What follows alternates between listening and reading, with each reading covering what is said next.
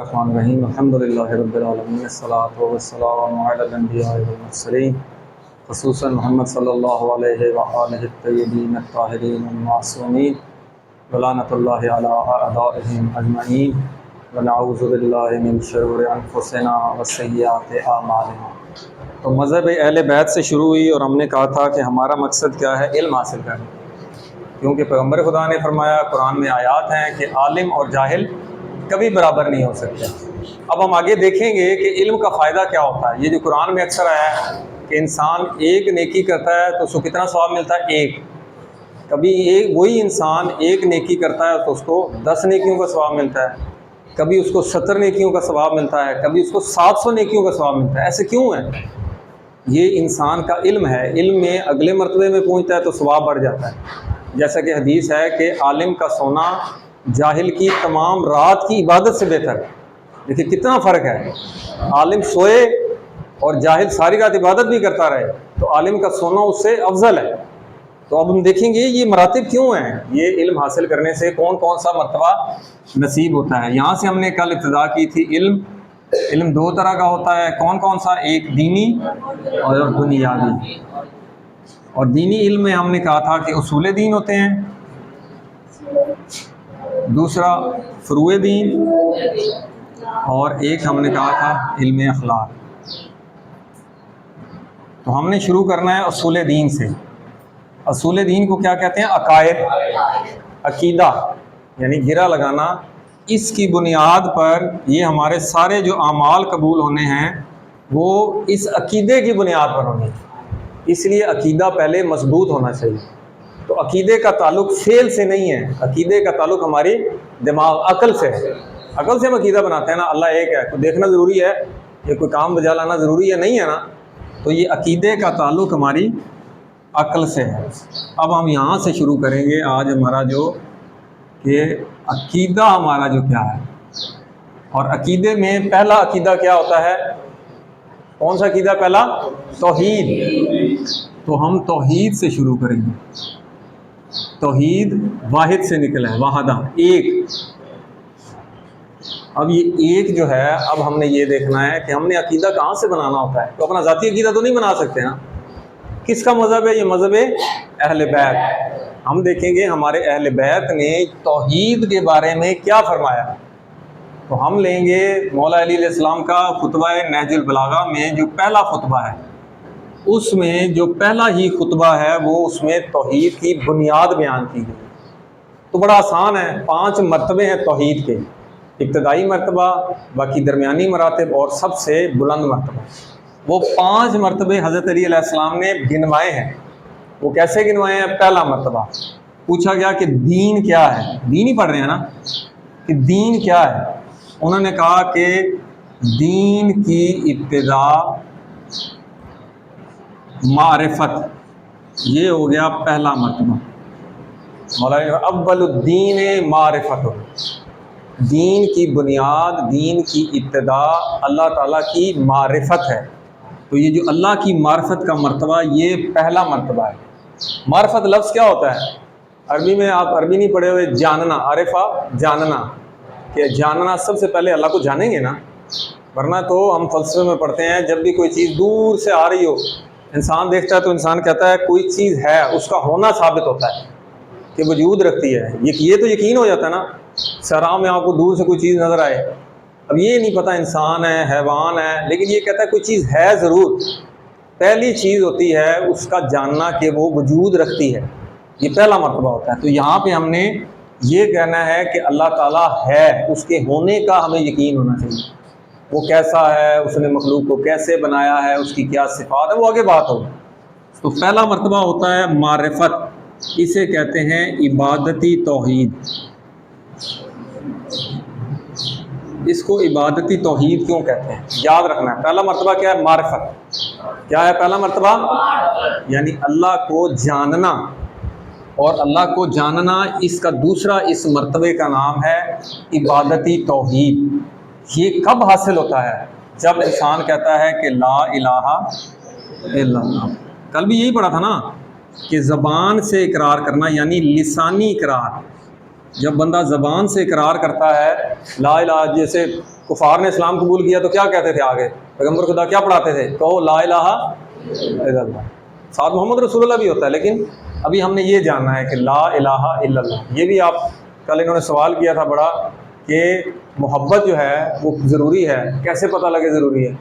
سب سے پہلے اس کے دشمن کی نفی کی جائے، اس کے دشمن سے بیزاری کی جائے، تب جا کے پھر محبت کا اظہار ہوتا ہے۔ پہلے اس کے دشمن سے نفرت کرنی ہے، پھر اس سے محبت کا اظہار ہوگا۔ تو لا میں نے ہوتا ہے نہیں، الہ میں نے معبود، کوئی معبود نہیں، پہلے ہر معبود کی نفی کرنی ہے، پھر ثابت ہوگا مگر یہ کہ اللہ ہی معبود ہے۔ یہ پہلا مرتبہ ہو گیا عبادتی توحید، اس کو دوسرے الفاظ میں لسانی توحید بھی کہتے ہیں۔ یہ نام یاد ہو جائیں کہ تو لفظ کے اندر چھپا ہوتا ہے معنی۔ لسانی توحید یعنی زبان سے جس کا اقرار کیا ہے، عبادتی توحید یعنی اس سے عبادت انسان کرتا ہے تو عبادت قبول ہوتی ہے۔ جس نے کلمہ پڑھ لیا لا الہ الا اللہ تو اللہ تعالیٰ کا یہ کرم ہے، وہ نماز پڑھے گا نماز قبول، روزہ رکھے گا روزہ قبول، سارے اعمال جو ہیں وہ قبول ہوں گے۔ لیکن ثواب کتنا ملے گا؟ ایک نیکی کا ایک ہی ثواب۔ یہ ابتدائی مرتبہ ہے، ہم زیادہ تر تو اسی مرتبے میں ہیں نا، ابھی آگے دیکھیں گے اگلے مراتب میں ہم پہنچے ہی نہیں ہیں، تو اس کو کیسے دیکھیں گے؟ یہ مولا علی نے فرما دیا، اب ہم دیکھیں گے اور بھی حدیث ہیں، قرآن کی آیات بھی ہیں۔ تو امام سے پوچھا گیا کہ یہ توحید کیا ہوتی ہے، کم سے کم توحید کیا ہوتی ہے؟ یہ کم سے کم توحید ہے نا، پہلا مرتبہ یعنی کم سے کم، ابتدائی یعنی کم سے کم بندے کو جو معرفت اللہ تعالیٰ کی وہ یہی ہے کہ وہ کہتا ہے لا الہ الا اللہ۔ تو امام سے پوچھا گیا اس سے آگے بڑھ کر کہ اب اطاعت جو ہے اطیع اللہ و اطیع الرسول و اولی الامر، اب تینوں کی اطاعت کریں گے تو اب ہم ایمان کے مرتبے میں داخل ہیں۔ اب اور دیکھیں گے اور کیا کیا ہے، کہاں کہاں پہ ہے۔ تو یہ قرآن کی ایک آیت ہے، فطرت اللہ التی فطر الناس علیہا، یہ بڑی مشہور آیت ہے، بہت پڑھی جاتی ہے کہ اللہ تعالیٰ نے انسان کو اپنی فطرت پر پیدا کیا۔ اللہ تعالیٰ کی فطرت کیا ہے؟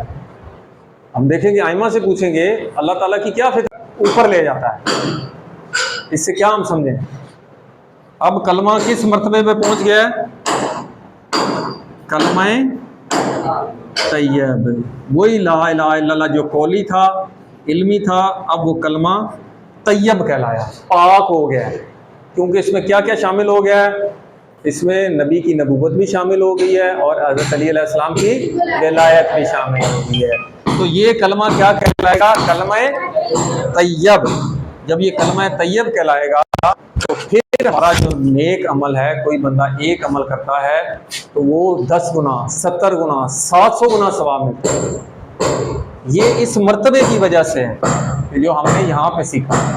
اب اس میں اور بھی حدیث ہیں اسی فطرت اللہ پہ کہ اللہ نے انسان کو اپنی فطرت پہ پیدا کیا، تو امام نے فرمایا کہ یہ کیا ہے؟ لا الہ الا اللہ محمد الرسول اللہ علی خلیفۃ اللہ و خلفاؤہ خلفاء اللہ، کہ اللہ ایک ہے، محمد اس کے رسول ہیں، علی ان کے خلیفہ یا نائب ہیں، اور باقی تمام جو آئمہ ہیں وہ سب کے سب پیغمبر خدا کے نائب اور خلیفہ ہیں۔ اب یہاں پر ہم پہنچ گئے کلمہ طیب پہ۔ تو کلمہ طیب کیا خاص اہمیت رکھتا ہے؟ یہ مولا علی علیہ السلام سے پوچھا گیا ابھی کلمہ طیب کیا ہے؟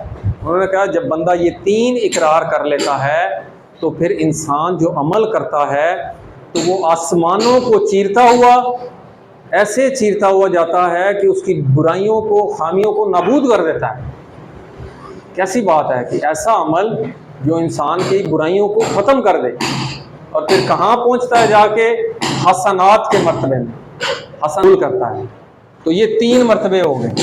دین کی ابتدا معرفت، جب معرفت کمال کو پہنچے گی تو تصدیق، پھر اس تصدیق کمال کو پہنچے گی تو یہ ہو گئے 3 مرتبے۔ اس سے کون سی کتاب میں؟ کون سے خطبے میں؟ پہلا۔ یہ آپ نے جا کے پڑھنا ہے اس کو۔ تو جب یہ توحید اپنے کمال پر پہنچے گی تو یہ خالص، اخلاص میں نے خالص مرتبہ ہے۔ یہ مرتبہ چونکہ بہت دونوں لمبے ہیں، یہ ہم کل پڑھیں گے۔ اس سے اگلا جو مرتبہ ہے وہ کیا ہوگا؟ کہ جب یہ اخلاص اپنے کمال کو پہنچتا ہے تو پھر مرتبہ جو ہوتا ہے ذات کا مرتبہ، اللہ تعالیٰ کی ذات، خالص ذات، کہ جس میں کسی قسم کی ملاوٹ نہیں، وہ خاص مرتبہ انشاءاللہ وہ کل ہم پڑھیں گے۔ تو یہ 5 مرتبوں کے نام آپ کو آنے چاہیے۔ معرفت پہلا مرتبہ، معرفت کمال کو پہنچے گی تو تصدیق، تصدیق کمال کو پہنچے گی تو توحید کمال کو پہنچے گی تو، اور اخلاص کمال کو پہنچے گی تو ذات کا مرتبہ۔ تو جس مرتبے میں انسان پہنچتا ہے اس مرتبے کے حساب سے انسان کے ہر فعل کا یا ہر عمل کا ثواب ملتا ہے۔ جو اس مقام و مرتبے میں ہوگا، جانتا ہوگا، وہ سویا بھی ہوگا تو اس کی عبادت ہوگی، وہ کہیں کوئی بھی کام کر رہا ہے، پڑھ رہا ہے، لکھ رہا ہے، جاگ رہا ہے، سو رہا ہے، ہر عمل میں اس کی ثواب اس کو ملتا ہے۔ اسی وجہ سے ان جو مراتب ہے ان کا خیال رکھنا ضروری ہے، ٹھیک ہے۔ تو کلمہ طیب کیا ہے جی؟ جو پاک کلمہ، وہ یہ مرتبہ ہے۔